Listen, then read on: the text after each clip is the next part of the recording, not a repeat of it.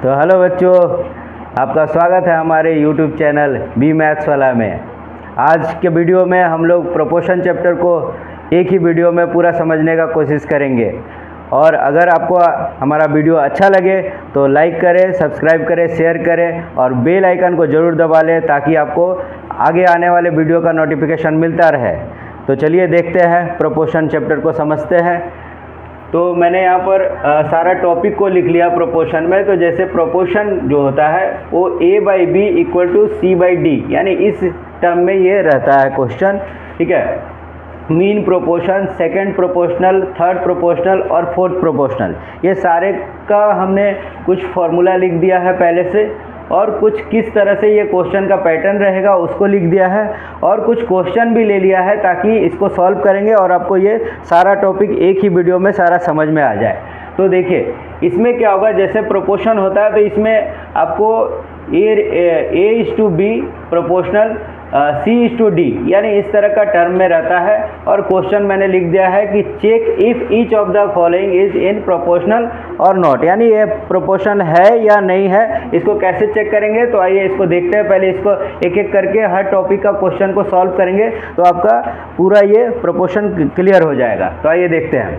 इसमें जैसे पहले A नंबर में जो दिया है, यानी A/B प्रोपोर्शनल, C/D, इस टर्म पर इसको रख लेंगे। 18:8 प्रोपोर्शनल, 54:24। अब इसको A/B = C/D, इस फॉर्मूला पर इसको सेट कर देंगे। तो 18/8 = 54/24। इसमें क्या हो गया, अब ये दोनों का जो रेशियो आएगा वो अगर इक्वल आएगा तो वो क्या हो जाएगा, प्रोपोर्शनल है। और अगर रेशियो सेम नहीं आएगा तो प्रोपोर्शन में नहीं है। तो इसको क्या करेंगे, इसको लोएस्ट टर्म में चेंज करेंगे। जैसे ये 2 का टेबल से ये कट रहा 4 टाइम में और ये कट रहा 9 टाइम में। ये जो है 6 के टेबल से कट रहा 9 टाइम में और ये कट रहा 4 टाइम में। तो इसका जो रेशियो आया 9/4 और इसका भी रेशियो आया 9/4। तो ये क्या है, प्रोपोर्शन में है, यानी इस तरह से रहेगा ये क्वेश्चन। और इस तरह से इसको सॉल्व करेंगे। जैसे अभी दूसरा है, यानी B जो नंबर है उसको इसी टर्म पर रखेंगे, यानी 6/8 = 24/30। तो इसको भी शॉर्ट लोएस्ट टर्म में चेंज करेंगे। जैसे ये 2 का टेबल से 3 टाइम में, ये 2 का टेबल से 4 टाइम में। ये जो है ये 6 का टेबल से कट रहा ये 4 टाइम में और ये कट रहा 5 टाइम में। तो इसका जो रेशियो आया 3/4 और ये जो आया 4/5। तो ये क्या है, दोनों रेशियो इक्वल नहीं है, तो ये नॉट प्रोपोर्शन होगा, यानी ये प्रोपोर्शन में नहीं है। इस तरह से ये क्वेश्चन होगा। तो प्रोपोर्शन का इस तरह से आपको क्लियर करना होगा। इसी बीच में कोई क्या होगा, मिसिंग होगा, तो वहाँ पर लिखा रहेगा आपको कि find the value of x वगैरह, इस तरह से करके रहेगा। तो ये इस फॉर्मूले से बनता है। अब दूसरा जो टॉपिक है वो है मीन प्रोपोर्शनल। तो मीन प्रोपोर्शनल का जो फॉर्मूला है इस तरह से रहेगा। अब आपका क्वेश्चन कैसा रहेगा, जैसे दिया है find the mean proportional between 36 and 4, यानी आपका क्वेश्चन जो हो गया इस तरह से 2 टर्म में आपका 2 वैल्यू दिया रहेगा और इसका मीन प्रोपोर्शनल निकालना होगा। तो ये क्या हो गया, इस फॉर्मूला पर इसको सेट किया जाता है, यानी 2 जो वैल्यू है इसको A और ये लास्ट आपका क्या दिया रहेगा, C। इसमें जो मीन का मतलब हो गया कि बीच वाला जो है वो मिसिंग होगा। तो इसको A और C के प्लेस पर इसको पुट कर देंगे। ये हो गया। अब आपका क्या हो गया, तो इसको अगर इस टर्म में दिखता है, यानी 36/B = B/4। तो ये क्रॉस मल्टीप्लाई होता है तो B² = 36 × 4 हो जाता है।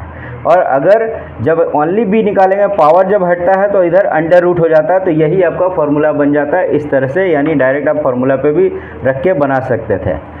इस तरह से बनेगा। तो इसका पेयर होता है 6 × 6, इसका पेयर होता है 2 × 2।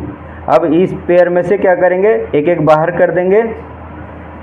तो इसका जो वैल्यू हो गया मीन प्रोपोर्शन का, वो क्या हो गया, B = यानी ये आपका क्या हो गया, मीन प्रोपोर्शन का वैल्यू आ गया। चलिए, ये आई होप ये आपको क्लियर हुआ होगा।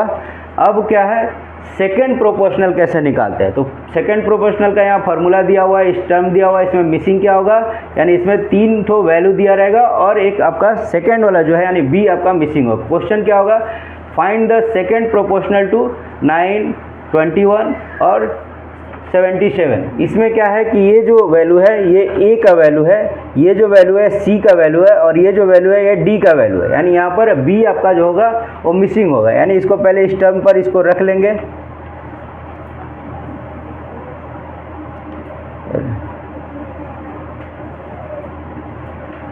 यहाँ पर क्या हो जाएगा, ए के प्लेस पर 9 रखेंगे, बी के प्लेस पर बी ही रखेंगे और इसके प्लेस पर सी के प्लेस पर 21 रखेंगे और डी के प्लेस पर 77 रखेंगे। अब क्या हो गया, इस फॉर्मूला पर भी बैठा सकते हैं डायरेक्ट, और अगर नहीं बैठा सकते तो जिस तरह से 9/b लिखेंगे इक्वल टू 21/77 लिखे। क्रॉस मल्टीप्लाई जब करेंगे तो मेरा क्या आएगा, b इंटू 21 आएगा, 77 इंटू 9 आएगा। और जब b फाइंड आउट करेंगे तो ये मल्टीप्लाई में इधर आकर के क्या हो जाएगा, डिवाइड में चला जाता है। अब इसको काट देंगे, जैसे ये 3 के टेबल से ये 3 टाइम में कटेगा और ये कटेगा 7 टाइम में और 7 के टेबल से ये 11 टाइम में।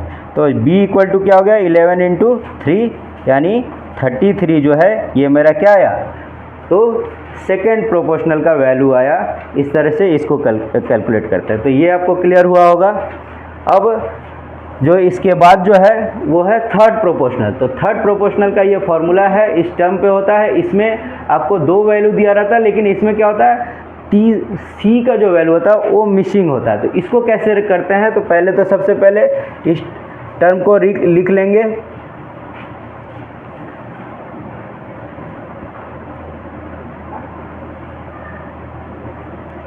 यानी इसको क्या करेंगे कि ये किसके प्लेस पर रखेंगे, ए, और ये जो है मेरा बी है, और बी को क्या होता है 2 टाइम लिखते हैं। यानी इसमें जो थर्ड प्रोपोर्शनल में ए और बी का वैल्यू दिया जाता है, लेकिन बी को 2 बार लिखते हैं और जो सी जो होता है वो मिसिंग होता है। यानी ए, इसको ए के प्लेस पर लिखेंगे, यहाँ पर ये 9 बी के प्लेस पर लिखेंगे और फिर बी है तो इसलिए यहाँ पर 9 को फिर से लिखेंगे और सी जो होगा वो मेरा मिसिंग होगा। तो इसीलिए अब इसको अगर ये फॉर्मूला पे डायरेक्ट कर सकते हैं, नहीं तो फिर वही 3/9 ए प्रोपोर्शन का इक्वल और 9/c। जब इसको क्रॉस मल्टीप्लाई करेंगे तो क्या आएगा, तो c into 3 equal to 9 into 9 और c इक्वल टू क्या हो जाएगा, 9 इंटू 9 और डिवाइडेड बाई 3। अब 3 के टेबल से ये कट जाएगा 3 टाइम में और जो आया 27 जो आया, ये क्या आया, मेरा थर्ड प्रोपोर्शनल का वैल्यू आया। तो ये भी क्लियर होगा आपको।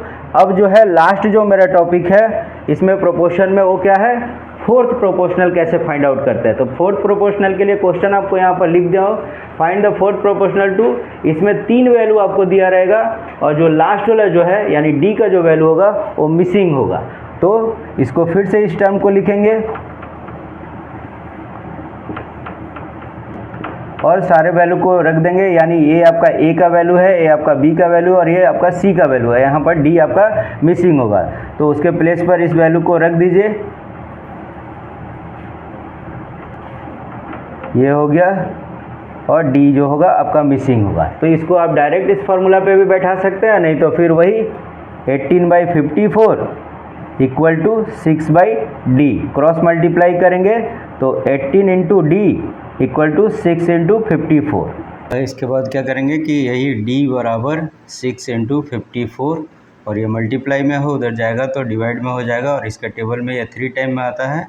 तो d इक्वल टू 6 इंटू 3 बच गया जो, और इसका वैल्यू हो गया कितना, d का वैल्यू 18।